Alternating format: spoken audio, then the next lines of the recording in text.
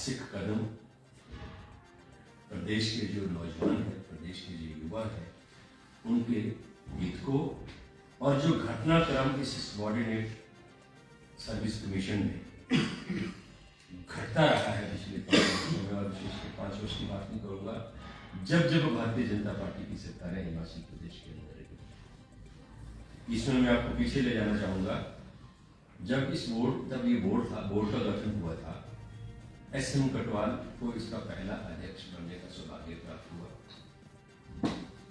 वो भी एक इतिहास था और एक नया इतिहास रचा उस वक्त कि किस तरीके से उस वक्त नौकरियां जो थी वो बेची गई, किस तरीके से भ्रष्टाचार का अड्डा ये अपनी स्थापना के दौर में ही बना। और ये तथ्यों के ऊपर ये साबित हुई चीज है, कोई आरोप नहीं है, एलिगेशन नहीं है, आरोप नहीं है। एसएम कटवाल जो चेयरमैन थे उस वक्त, उनको नौकरियां बेचने, नौकरियों में धांधली करने के आरोप में 3 साल की सजा लोअर कोर्ट ने सुनाई, जिसको हाई कोर्ट ने बरकरार रखा और फिर सुप्रीम कोर्ट ने भी बरकरार रखा। 3 साल की सजा को शायद काट रहे। तो ये साबित हो चुकी हुई चीज है कि उस वक्त इसमें भ्रष्टाचार होना शुरू हुआ स्थापना के समय से ही। और जब भाजपा की सरकारें बनी, तब प्रदेश के युवाओं के साथ, बेरोजगारों के साथ धोखा हुआ, छल हुआ, पेपर लीक हुए, पेपर बेचे गए। और अभी जो प्रकरण सामने आया, आज की डेट में भी बहुत से लोग जो है वो थाने की और जेल की हवा खा रहे हैं। पेपर लीक होने के मामले सरकार ने जांच कराई।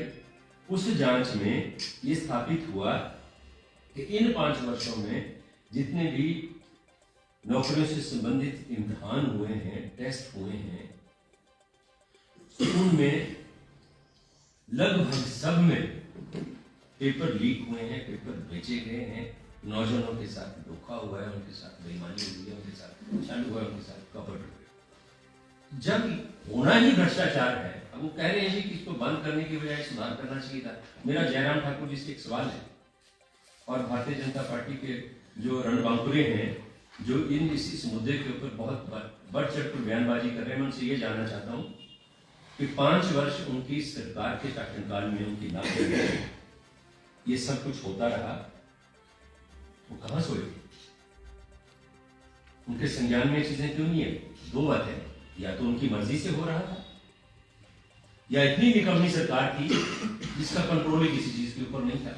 दोनों स्थितियों में जयराम जी को और भारतीय जनता पार्टी के नेताओं को मैं समझता हूं कि इस मुद्दे के ऊपर प्रश्न उठाने का कोई नैतिक अधिकार नहीं है। एक और बात जो इससे जुड़ी हुई मैं कहना चाहता हूं, वो ये है कि एक तरफ भारतीय जनता पार्टी के लोग कह रहे हैं कि जी आर्थिक तंगी है, आर्थिक तंगी में तो जो सरकार को जो है वो बचत करनी चाहिए।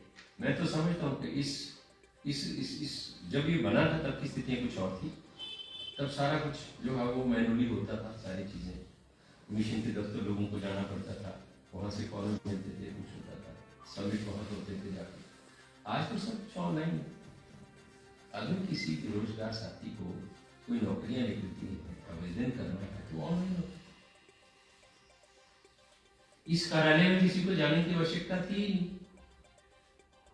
और जो एग्जाम्स होते हैं वो चाहे सबऑर्डिनेट सर्विस कमीशन के माध्यम से होते थे या पब्लिक सर्विस कमीशन के माध्यम से भी जो एग्जाम्स होते हैं, उसके एग्जामिनेशन सेंटर पूरे हिमाचल प्रदेश में बनते हैं।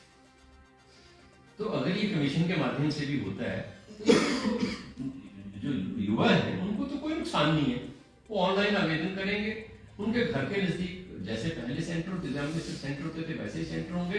एक बहुत बड़ा आर्थिक, मैं कहता हूँ कि एक करोड़ों रुपया महीने का जो था वो एक सरकार का जो रेवेन्यू था वो इसको चलाने में जाता था। और होता क्या था उसमें, हो क्या रहा था कि पेपर बिक रहे थे, पेपर लीक हो रहे थे, और एक सुपरिटेंडेंट थोड़ा ना पेपर बेच सकती है, एक क्लर्क की क्या हिम्मत है कि वो पेपर लीक करे, पेपरों को बेचे। पूरे का पूरा सिस्टम जो था इस सबऑर्डिनेट सर्विस कमीशन का